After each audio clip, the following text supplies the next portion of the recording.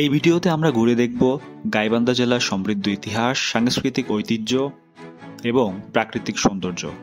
এখানে গাইবান্ধা সম্পর্কে এমন কিছু তথ্য তুলে ধরব যা আপনাদের কাছে খুবই ভালো লাগবে।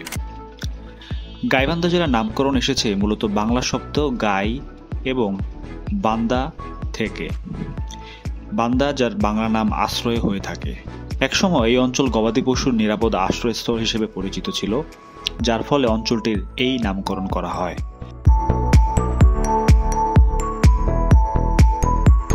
গাইবান্ধার ইতিহাস খুবই সমৃদ্ধ।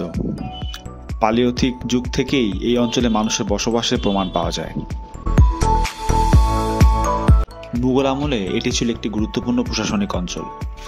ব্রিটিশ শাসন আমলে স্থায়ী বন্দোবস্ত ব্যবস্থা চালু হওয়ার পরে এই এলাকায় জমিদারি প্রথার বহু বিকাশ ঘটে। 1971 সালের মুক্তিযুদ্ধে গাইবান্ধার খুবই গুরুত্বপূর্ণ ভূমিকা ছিল। এই জেলায় একাধিক যুদ্ধ সংগঠিত হয়েছিল।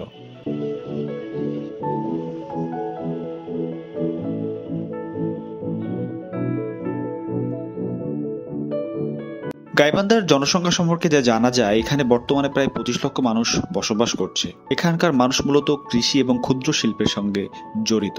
বিভিন্ন জাতি ও সম্প্রদায়ের মানুষের মিলিত সংস্কৃতি গাইবান্ধাকে আরও বৈচিত্র্যময় করে তুলেছে। গাইবান্ধায় মোট 7টি উপজেলা রয়েছে। গাইবান্ধা সদর, সুন্দরগঞ্জ, গোবিন্দগঞ্জ, পলাশবাড়ি, ফুলছড়ি, সাগাটা, সাদুল্লাপুর। গাইবান্ধার ভৌগোলিক বৈশিষ্ট্য। গাইবান্ধা বাংলাদেশের রংপুর বিভাগে অবস্থিত। যে জেলার প্রধান নদীগুলো হচ্ছে যমুনা, তিস্তা, ব্রহ্মপুত্র এবং ঘাঘর। উর্বর জমি, সবুজ প্রাকৃতিক দৃশ্য এবং নদীর তীরবর্তী সৌন্দর্য এই জেলার অন্যতম আকর্ষণ। গাইবান্ধার পর্যটন আকর্ষণ বলতে অনেক কিছুই রয়েছে, যেমন রতনপুর জমিদার বাড়ি। যে জমিদার বাড়িটি জমিদার আমলের স্থাপত্য শিল্পের এক অনন্য নিদর্শন। ফুলছড়ি নদীবন্দর, যমুনা নদীর পাড়ের একটি সুন্দর ভ্রমণ স্থান। কাশিমপুর বাঁধ, ঐতিহাসিকভাবে গুরুত্বপূর্ণ একটি স্থান। তিস্তা ব্যারেজ, প্রকৌশল দক্ষতার এক অপূর্ব নিদর্শন এবং জনপ্রিয় ভ্রমণ স্থান। ঘাঘর নদীর তীর, প্রাকৃতিক সৌন্দর্য উপভোগ করার জন্য এক আদর্শ জায়গা। কোকিল মণি মন্দির, এটি হিন্দু মন্দির যা এর জটিল স্থাপত্য এবং ধর্মীয় গুরুত্বের জন্য পরিচিত। এবং ফুলবাড়ি জমিদার বাড়ি, জমিদারি যুগের স্থাপত্য শৈলী প্রদর্শনকারী একটি ঐতিহাসিক বাড়ি নামে পরিচিত এই জমিদার বাড়িটি।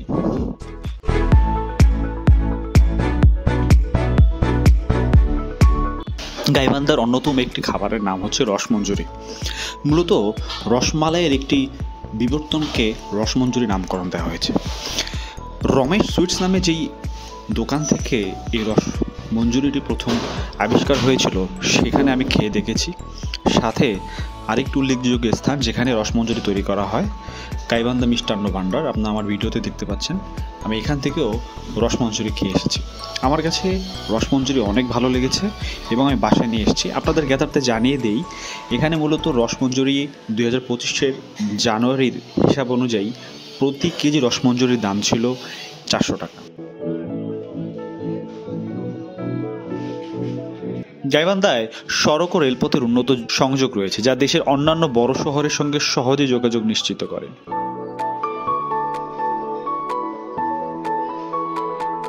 এই জেলায় একাধিক স্কুল, কলেজ এবং কারিগরি শিক্ষা প্রতিষ্ঠান রয়েছে।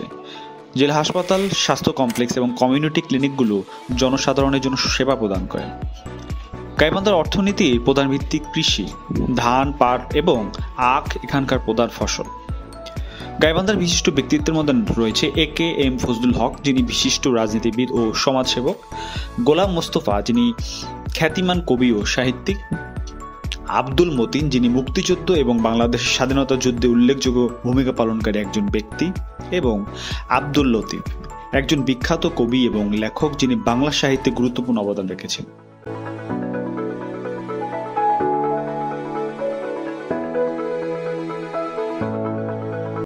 আশা করি আপনারা আমার এই ভিডিওতে গাইবান্ধার সিনারি সম্পর্কে অনেক কিছু দেখেছেন এবং সেই সিনারি সম্পর্কে অনেক কিছু জেনেছেন।